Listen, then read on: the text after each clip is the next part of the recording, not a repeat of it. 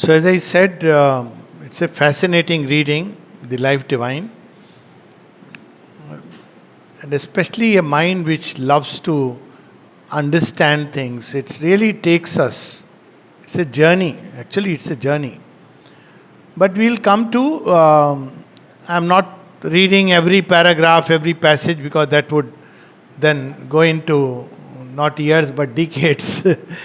So, but most important points we are touching: the mystery of existence, as has been explained to us. Of course, as I said, one of the ways is that there is no mystery, there is only matter. And yes, matter is a mystery, but the interesting part is, as we read just before the break, if you probe matter, matter is the mystery from where the scientist starts.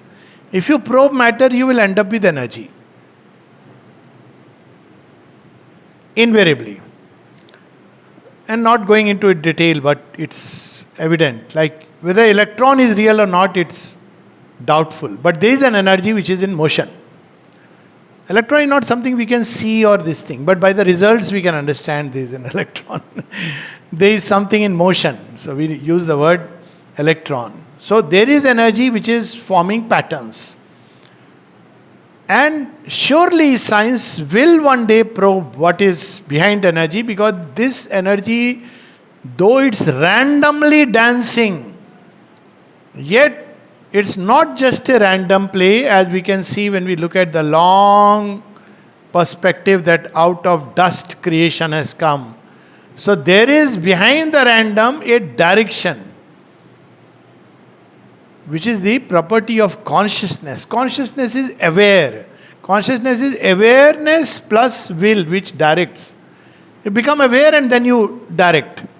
So there is as if a GPS tracker right inside, which is moving the energy system in a way that out of the casual, Savitri of course explains, brings out all this so beautifully.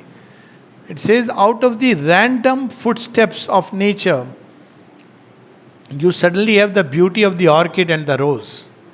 So it's, anything if we pick up. So there is a consciousness, even this scientist, especially the biologists, are beginning to explore and wonder that how come, what is it that is working in unconscious. They are actually saying the same thing which our Upanishad says, Kathopanishad, Nityo Nityanam Chetanas Chetananam Eko Bahunam Yuvidadati Kaman. They Eko Bahunam, they still don't know. But it is so true that if you look at even the most unconscious, galaxies are drifting. Even the smallest detail is so fascinating. Like one of the questions the other day, I was asking someone that speed of Earth. Earth is moving in three ways, not one way, around its own axis at so many miles per hour. Then it's rotating around the sun at 2 lakh miles per hour. Just imagine, we don't experience it. And it's also traveling in the galaxy, because this is the third thing which is the whole galaxy is in motion. So this is not just a random energy, which is, when we look at the stars and the night sky and the way things are, it's not just random. Something is happening in this random motion. The moment you say something is happening in the random motion, which seems to have a direction, then immediately knowledge steps in. There is as if a knowledge inbuilt in everything. That's what the Upanishad ends up saying, Pragya Prasrato Purano. And everything, seed growing into a tree. So there is a knowledge which is there, and that knowledge implies there is consciousness and will. Consciousness means knowledge and will. Not just knowledge that, okay, this seed can become a tree. Like many of us, know that this is possible, but we never do it. But that's not. There is along with knowledge a will which impels us in that direction. So this is the whole thing. Now, Sri Aurobindo takes up other aspects, and one of them is, we'll come to page 466, where he takes up the understanding which is there in the Mandukya Upanishad. So it's something very beautiful. Mandukya Upanishad is a very short Upanishad. But basically it says there is one reality, but it's fourfold. It's again the puzzle. Why this cosmos and that reality are there two? It says not only cosmos, there is one reality which is fourfold. That's how the Mandukya Upanishad describes. So, in its origin, that reality, we cannot say whether it is or is not. That's why when you take that extreme step, you end up by saying what there is one of the ghazals sung by Nusrat Fateh Ali Khan, Sufi mystic. He has said, he is not a mystic, but he has sung. He says, "Tu ek gorak dhanda hai." You can't say you are, you can't say you are not. Because any definition, positive or negative, definition, what does a definition do? It's very easy to understand this. What does a definition do? It immediately fixes. But you cannot fix it. And now we understand even materially. The moment you say an electron is a wave or a particle, you have changed. Pure physics. If you say it's a wave, it will behave like a wave. If you say it's a particle, it will behave like a particle. So one is wondering, same with the cat in the box, Schrodinger's cat. If you say cat is there, it will not be there. It's the reverse. If you say cat is not there, you will find the cat. You cannot predict what is there. So at the end, we end up with this kind of a paradox, paradoxical. That's why many of these statements are paradoxical. So one of the Upanishad which tries to explain is Mandukya Upanishad. It says there is one reality, but in a fourfold way. In its ultimate origin, it is basically you cannot define it, cannot say anything about it. It is all and none at the same time. You can say neti neti, you can say iti iti, because there is no other reality. So this is the origin. Turiya. Then there is a luminous something which is emerging out of that reality. That becomes pragya, the superconscious. That is the superconscious. This is the luminous something of its radiance. And that radiance, which contains all the seeds of creation, many wonderful stories in our Puranas, I am not resisting the temptation. Then comes the dream state. So there is next is all these seeds which are there in that light as possibilities, they begin to emerge. So we have the ultimate reality, and then we have the supramental where all these seeds are there, the pragya, and then the hiranyagarbha, the dream state, all the subtle worlds, and then you have the outer gross world. So one way of looking at it is that, well, gross world, the dream world, the causal world is not real. The only reality is that. But that reality is extending into all of it. So can we really say that it is not real? So Sri Aurobindo describes the Mandukya Upanishad. He has not used this word. It's purely my, I must say, because somebody will say, where has Sri Aurobindo written this? Sometimes people ask, wise people. So there is a poem of Sri Aurobindo on the cat. Four-footed Brahman. It's a cat, Kiki cat, which was there. But how does he close it? It gives us a secret, the clue. He says, whether she is a woman, a spirit, or a cat, this is the mystery I am wondering at. A mastered stroke. Mandukya Upanishad summarized. All these together. That's what Mandukya says. That is the origin, and all this is Brahman. But then you have the differentiation. The same one reality differentiates itself. As the pragya which holds everything together, seeds are there. Then in the hiranyagarbha you have all the dream states, thought, feelings. Actually in all of us, there is an original impulsion which we do not know. Because it's superconscient, we don't know. And then there is in the dream state, we have a will, something emerging in us, as thoughts, as feelings, it pushes us. And finally it pushes us towards the gross. So this is how it describes the reality. And this Sri Aurobindo brings out page 466. Because otherwise, the problem with Maya and Brahman, Maya has entered into individuals, seemingly it is diluted, then there are two Brahmans. But you have to come to that one reality, and what that is. It's a need, because if we don't have one reality, then it's very more challenging that there is one reality which is divine, there is this world, so how are they connected? So page 466, there are, however, two possible replies to the difficulty of if we get rid of the idea of absolute unreality and admit a qualification or compromise. So otherwise we have to end up saying that it's a mystery. But human mind was known to probe mysteries. Never tell someone don't do this. You have created a mystery. Surely he will do it. Yeah, this is an original story in Sati's story, where Sati is told by her father Daksha Prajapati, don't go beyond this boundary, because they are worshippers of Shiva. This is don't go, this is dangerous, frightening. Like people want, don't go to ashram. They used to say, whoever goes tends to stay back. They don't come, don't go there. So there is a mystery. So this made her even more curious. I must go. And what does she find when she goes there? She finds Shiva. That's the whole story.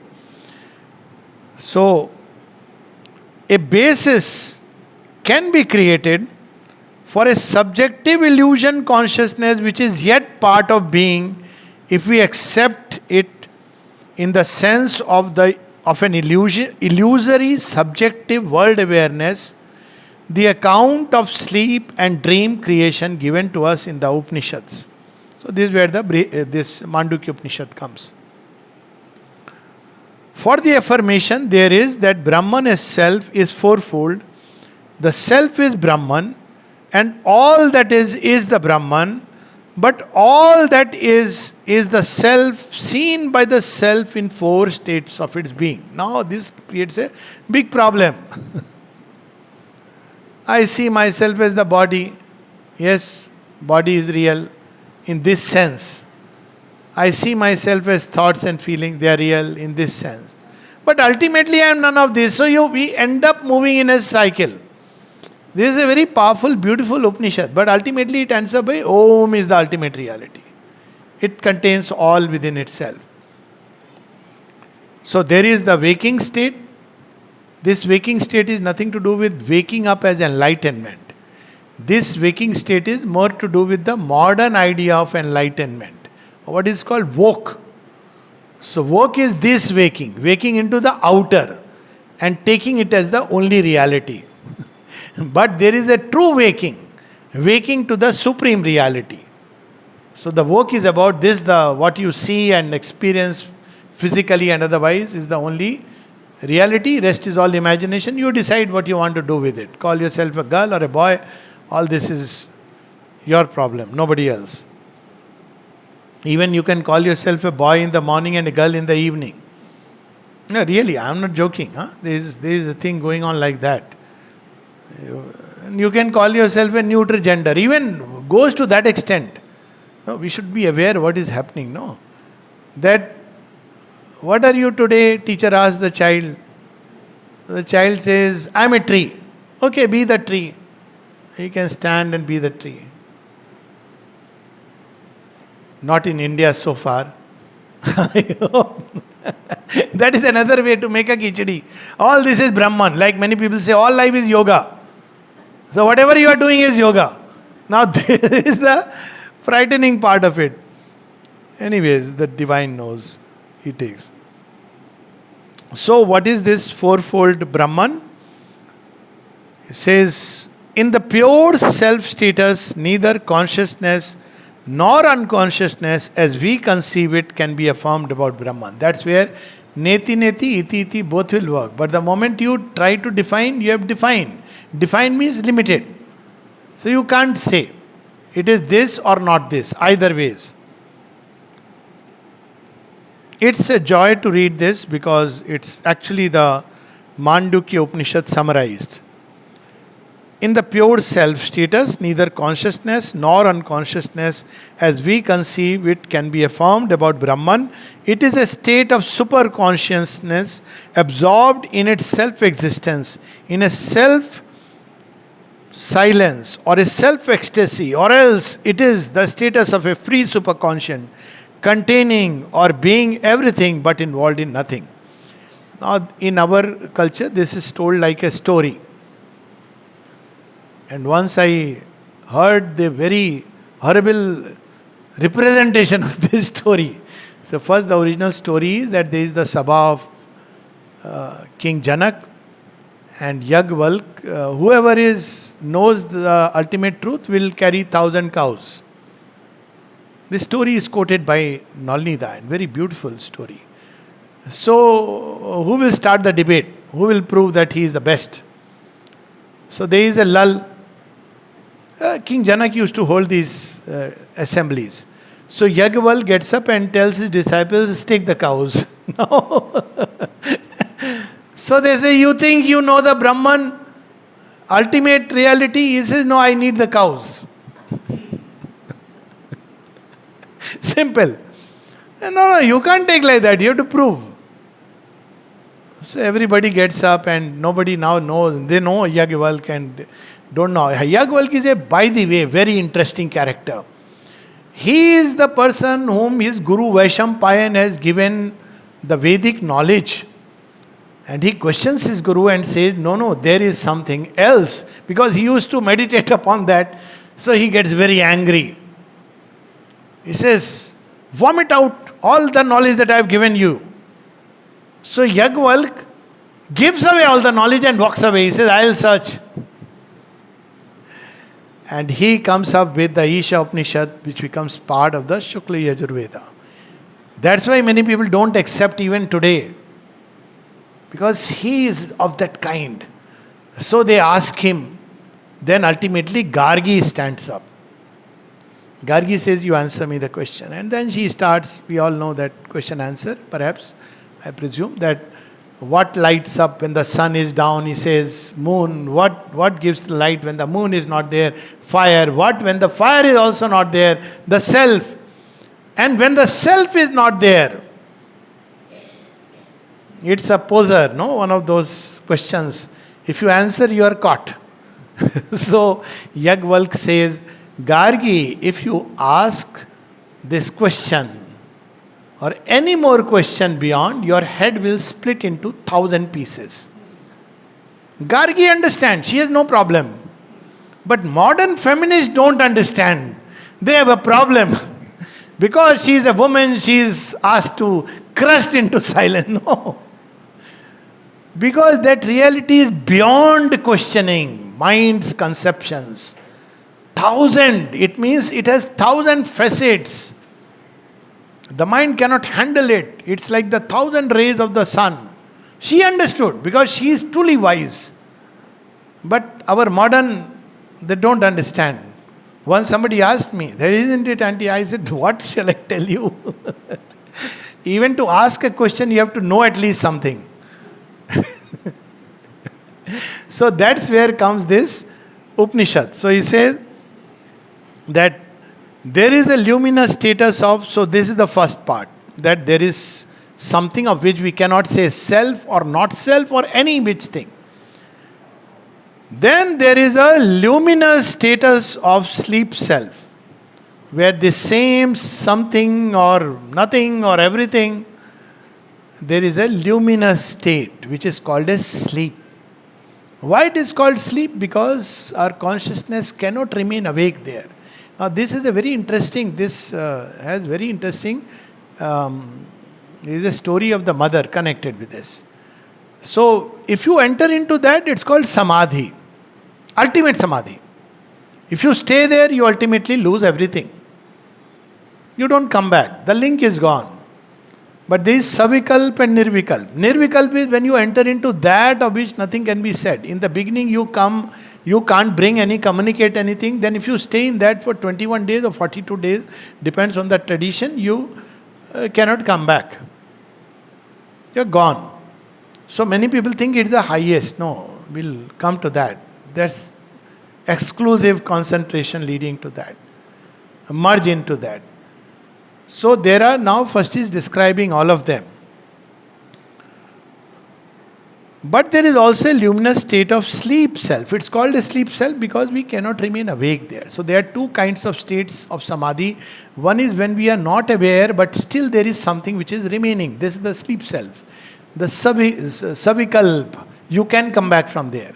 And there is beyond that the nirvikalp. So very broadly we can say this, not going into its details.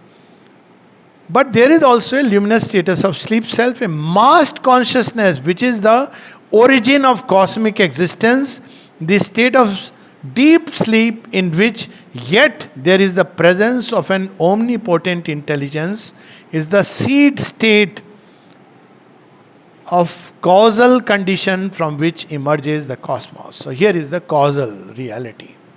It describes so many stories, like Shiva's dance, releasing the seeds of creation. It is that dance which is creating by release. Seeds are there in that superconscious. From what is beyond that, we cannot speak about. It's like what is inside the sun, we don't know. But we can say that the rays of the sun travel all around and they create life here. This we can say.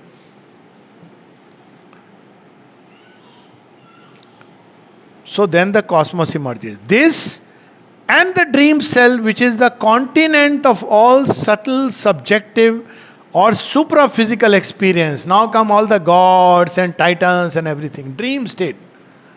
So this is the causal state, the supramental, and apparently beyond that you cannot speak of anything.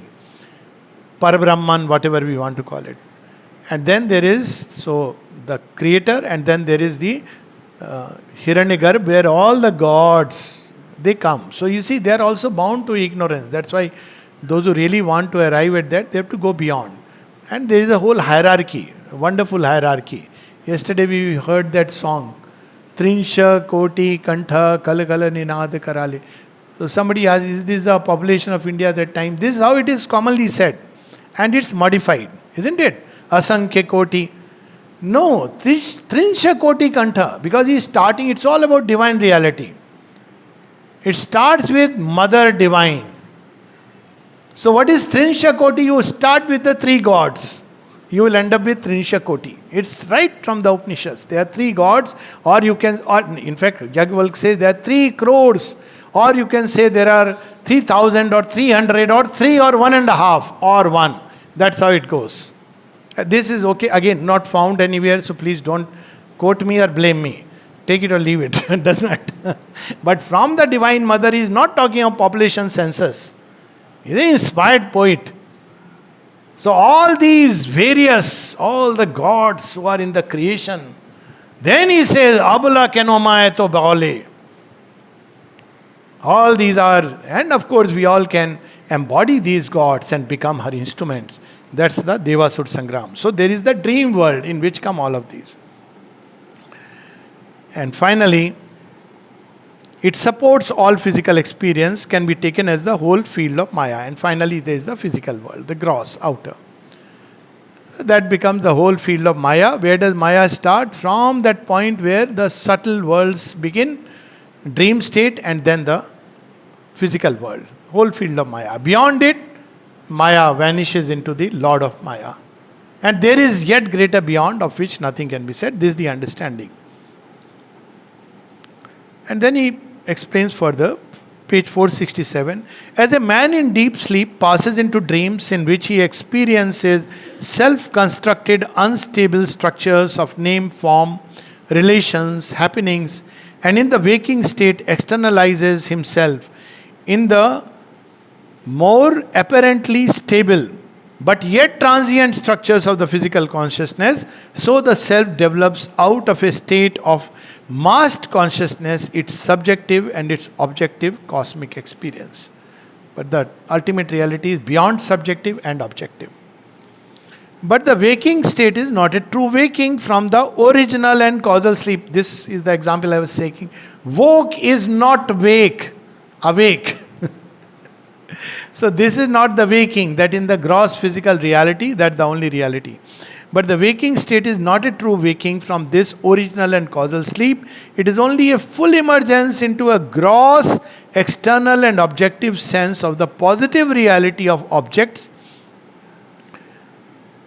of consciousness as opposed to the subtle subjective dream awareness of these objects.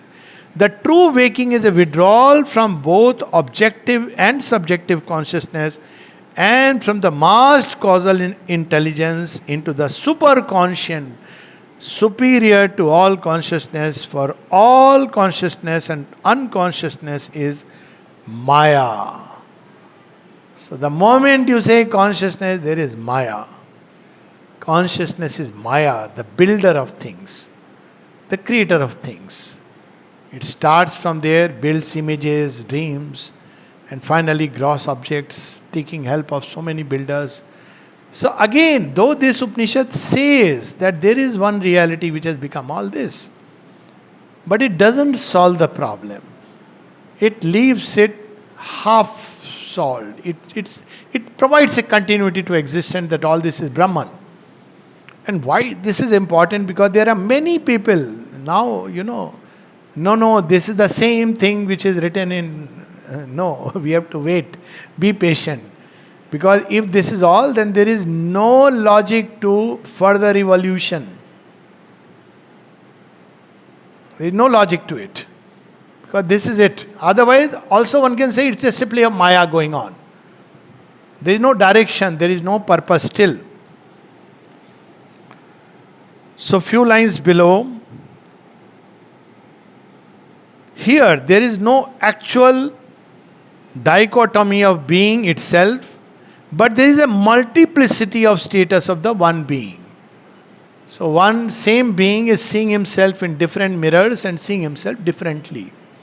A famous Bruce Lee movie, his last test is that the man takes him into a chamber where there are mirrors all around, and that same joker or the opponent is now reflected in all the mirrors.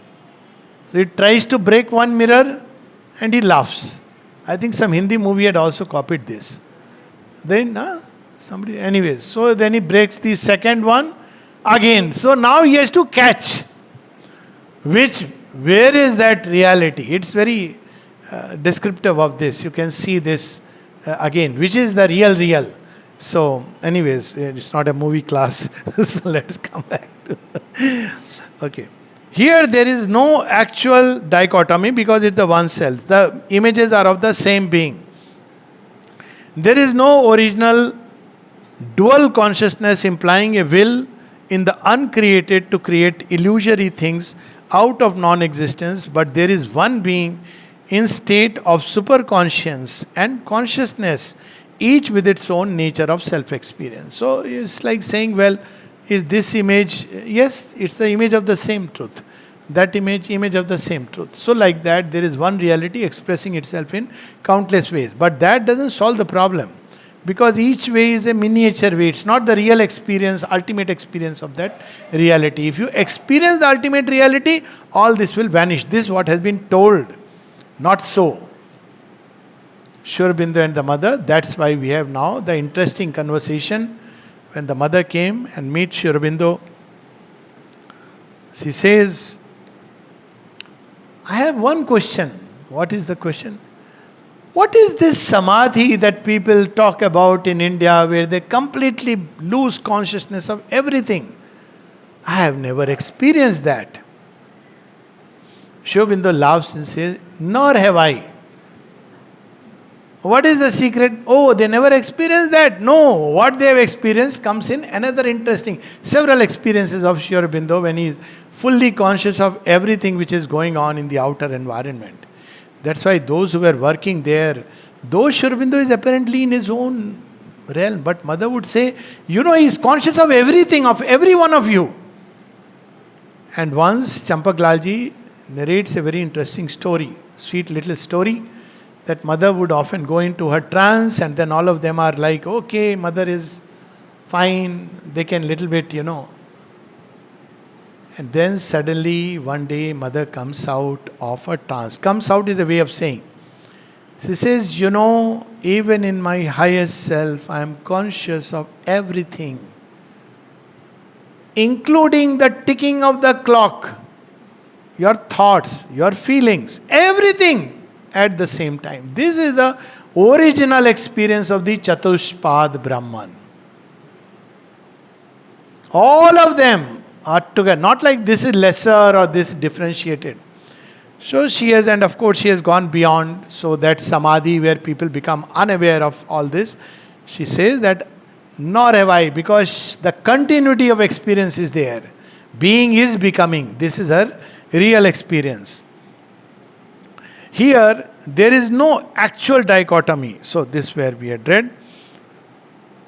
The one self sees itself as many, but this multiple existence is subjective. It has a multiplicity of its states of consciousness, but this multiplicity also is subjective. There is a reality of subjective experience of a real being, but no objective universe. This is how it is described at the end. Yes. And then he brings out something very interesting. Okay. It may be noted. It may be noted, however, that nowhere in the Upanishad, because people quote, he says, nowhere in the Upanishads is it actually laid down that the threefold status, fourfold Brahman, but one is nothing can be said, and the threefold status is a condition of illusion or the creation of an unreality. It is constantly affirmed that all this, that is, this universe, we are now supposing to have been constructed by Maya, is the Brahman. And that is the meditation with which Sri Aurobindo started his Alipur jail, the famous one-line meditation, which he gives the secret that this was the meditation, the line from the Upanishad that all this is the Brahman, when he would move between the Gaushala and the where the worker, the prisoners were working. So what was the one line of the Upanishad which he used to meditate upon? Sarva khalu vidam Brahman. All this is the Brahman. The Brihadaranya. So that's how he is meditating. All this is the Brahman. Not that Brahman is there, wo duniya mere babul ka ghar, ye duniya sasural. This all, and we love all this song and create confusion in the minds of women and men both alike. So all this is one reality. Sarva khalvidam. Then of course he went way, way beyond. So on page 468, if we take this fourfold status as a figure of the self, passing from its superconscient state where there is no subject or object into a luminous trance in which superconscience becomes a massed consciousness, out of which the subjective status of being and the objective cosmic come into emergence, then we get, according to our view of things, either a possible process of illusionary creation or a process of creative self-knowledge and all knowledge. So we can either say one of the two. We can say that all this illusion and this is the process, or we can say it's a creative self-knowledge. The self has become all this. So he is like playing in countless ways and building objects. And this is described very interestingly in the Bhagavad in one of the stories. We'll first read the end of this passage, then we'll talk about this story. In this transition, it is possible to be awake to all the states of being together. This is what is mother's experience. Sri Aurobindo's experience. But he is saying only, he is not giving a logical, because he has experienced. It's possible to be awake to all the states of being together in a harmonized and unified experience, and to see the reality everywhere in a harmonized experience. Thank you for this mic adjustment. This is exactly what explains. There is Pragya sitting there, directing the dream worker and the gross physical body, that you have to lower the mic. We tried, it didn't work. But pragya itself has to draw from that of which nothing can be said. Everywhere there is the same truth. You can discover it anywhere, everywhere. Because this is one self, there is no two. As Sri Aurobindo says, my rival's downfall, this is such a wonderful line, the one self. My rival's downfall is my own disgrace. I look at my enemy and see Krishna's face. So when I read the poem, I said, कहीं का नहीं छोड़ा. किसी से गुस्सा भी नहीं हो सकते हो. अभी शत्रु में भी गुस्सा भगवान को कृष्ण को देखना है. खेल सकते हो गुस्सा गुस्सा, that's okay. Children play. But you cannot be really angry because who is there? There also it is the one self. In us too, Krishna seeks for joy in bliss. In us too, Shiva wrestles with the world's grief. हम लोग नहीं है that we are some great people bearing the sorrow. Shiva is bearing the sorrow. And who is spreading joy? Krishna. And then he says, but Shiva and Krishna are a single God. Hari Har. See, all this is there in our, but we have to put the pieces together.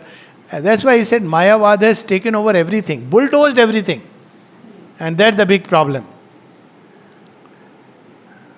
So he says you can be awake in all the realities, that's his own experience. But if we plunge by a trance of exclusive concentration into a mystic sleep state, that's where the samadhi of the nirvikalp, exclusive. Actually, nirvikalp literally means that if you go to that.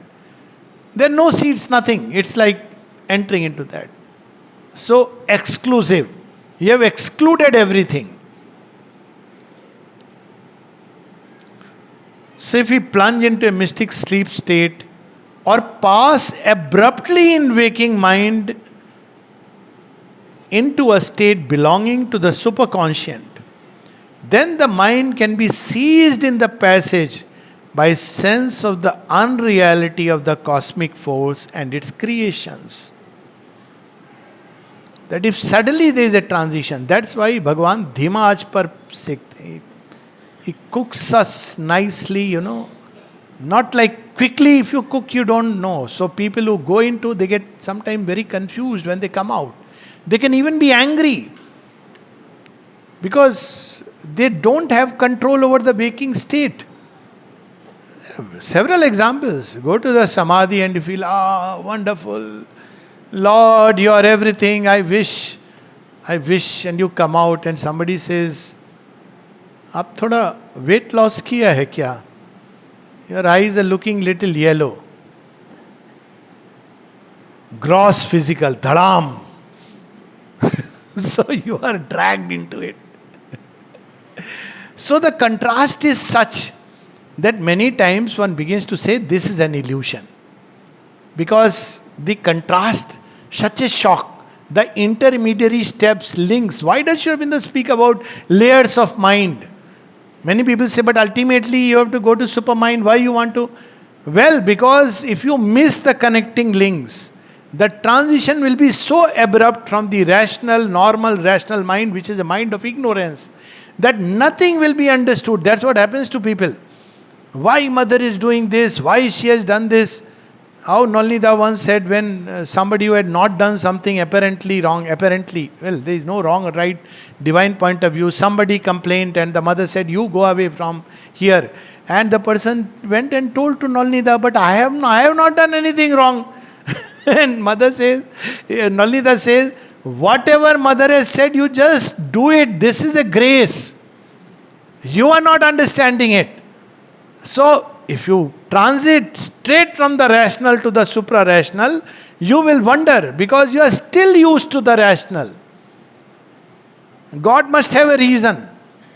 So what is reason say? He right and wrong. So this is punishment for wrong. This is how mind operates. So the moment it goes into supra-rational, it cannot understand this world. But if you go step by step, you understand because you have gone through the process. When a child grows into an adult, so what happens? Papa, Mama are very angry with the child, every mistake. What does the grandpa does? It's his job description. अरे तू भी ऐसा था. Why? Because he has gone through that. He understands that this fellow has a potential. He knows actually he is better than my useless son. And if he can do something, he will surely do something. So this is where you have to go to the complete truth. Suddenly if you pass, there is such a transition. When you go through adulthood, go through the challenges, that's why when you see, sometimes you go to one of the problem, if you have not seen child growing up, when you see a child grow up, then many things, during that time you have gone through the stress. And later on you can say, अरे होता है बच्चे लोग करते हैं ना ठीक हो जाएगा. Gone through that process. Otherwise you are shocked, oh, this is happening, this is bad, this is horrible. So that's why the slow process of emergence. So he's describing all this here. If we take the fourfold status as figure of the self, in this transition, it is possible to be awake to all the states of being. But if we plunge by a trance of exclusive concentration into a mystic sleep state, or pass abruptly in waking mind into a state belonging to the superconscient, then the mind can be seized in the passage by a sense of the unreality of the cosmic force and its creations. It passes by a subjective abolition of them into the supreme superconscience. So what is he saying? He's saying all these subjective states are the rungs of the ladder. So that's why mother could give the experience like this. She says this to Amrita, oh, you're reading Brahman, I can give this experience like this. And she goes and they're all projected into Brahman. And then she comes and sees they're all in their Sachidanand, brings them down. I can give you this experience like this, but we are not here for that. And we see this used to happen, that it gets totally disconnected, disoriented. It's like transporting you on a plane to Mount Everest or a helicopter. You'll die of asphyxiation. You won't enjoy the delight. So everywhere the same thing applies. Therefore, there are the rungs, subjective states through which we climb to that. So we come from the objective, go into the dream state slowly, slowly, slowly, and ultimately we climb. Then we come back and we realize, because all this is a single unity.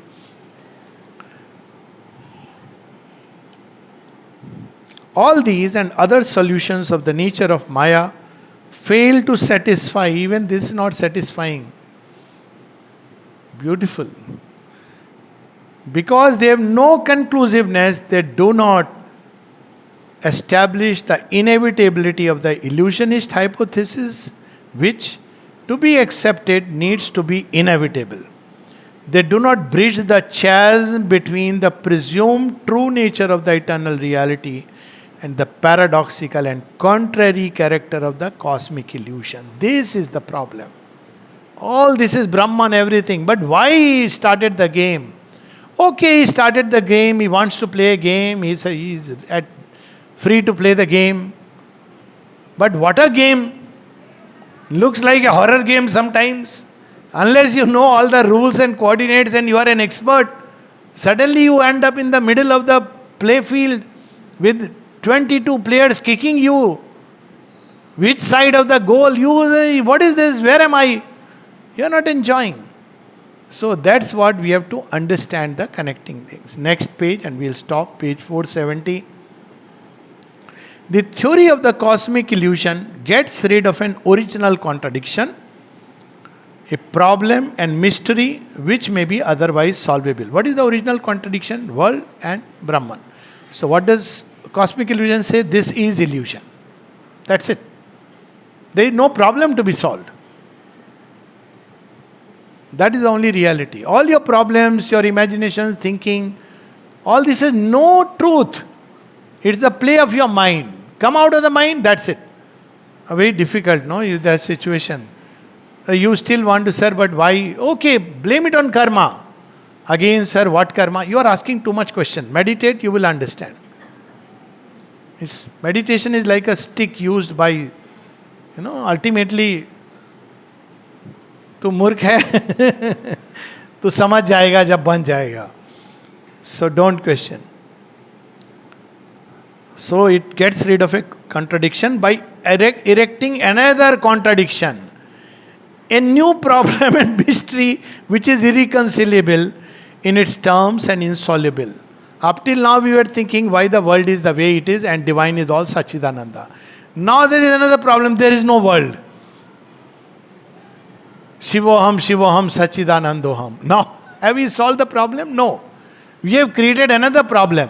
Why are we experiencing it the way I am experiencing it when it is unreal? So he is putting it.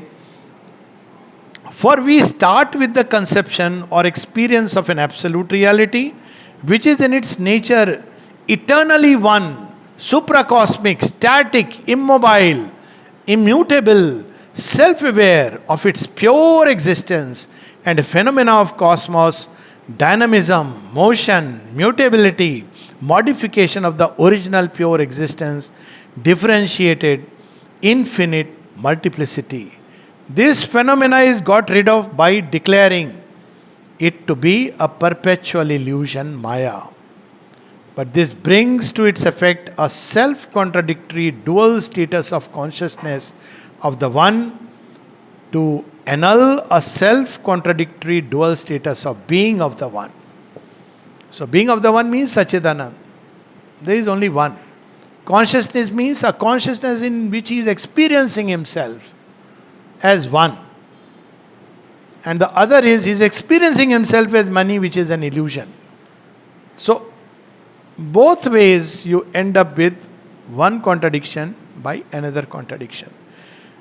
So we'll stop here. It's as I said, it's may sound to some like a mental exercise, but it's very wonderful, amazing, like a cosmic riddle. And if it's even as an exercise, it's so good, because one thing I can say, that those who read the Life Divine and dwell upon it, you can argue anybody for anything because your mental faculties blossom. It takes, so if nothing else, at least to develop the mind, to make it a good instrument. That's one of the things, children here, students here, where they get such a argument faculty because they have Life Divine in their course. After that, you can argue with them only if you have read Life Divine and Savitri. Otherwise, you can't argue. You have to have both. So, okay, we'll continue tomorrow this wonderful journey of the Life Divine. Jai Ma.